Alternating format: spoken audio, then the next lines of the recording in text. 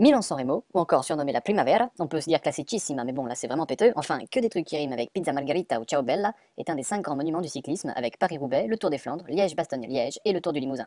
Ah non, je rigole, le Tour de Lombardie. Sa première édition a eu lieu en 1907 quand David Rebellin avait 38 ans. Et c'est Lucien Petit-Breton qui avait gagné. Bon, le mec il était ni petit ni breton, mais ça claque quand même son nom. Sa distance est de 298 km, soit la distance séparant Tours de Pénestin. C'est où Pénestin? Pouah, on s'en branle.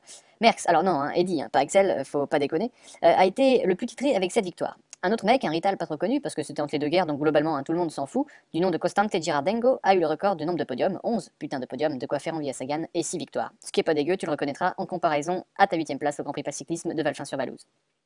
Le parcours, principalement plat, comme une interview de Vasil Kayenka, convient au gros cul de sprinter, mais parce qu'au vélo on aime bien faire chier, on y a foutu le Poggio, une sale bosse roulante mais assez chiante pour faire péter Kirsipou, à 7 km de l'arrivée, qui se fait sur la Via Roma.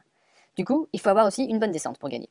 Alors on va pas te faire tout le palmarès, parce qu'il existe Daniel Manjas pour faire ça, mais pour vulgariser ces dernières années, en 2009 par exemple, pour sa 100ème édition, c'est Cavendish qui avait levé les bras.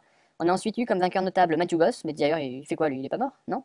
Eric Zabel, les yeux bleus Isabella, Simon Gerrans, le Valverde australien, Oscar Freire, tu sais là, le mec qui a été champion du monde beaucoup trop de fois, Alexander Christophe aussi, avec son nom qui fait penser à une marque de vodka, John Degenkolb et sa calvitie, bordel, même Petaki, Pozzato, Cipollini l'ont gagné, alors c'est pour te dire. Gérald Solek aussi, mais là vraiment on s'en fout. Et si tu cherches un Français dans le palmarès, accroche-toi car il faut descendre assez loin dans le temps pour trouver le dernier vainqueur. En 1995, Laurent Jalabert. Ouais, tu sais là, le mec de la télé. Il a été coureur avant de faire le babysitter de Titi Adam. Pour résumer, par pays, la Primavera, c'est les bouffeurs de macaroni qui l'ont gagné plus de fois avec 50 victoires. Ensuite viennent les bouffeurs de frites avec 20 victoires, une fois. Puis les bouffeurs de grenouilles, hein, nous, Cocorico les Français, avec 12 victoires.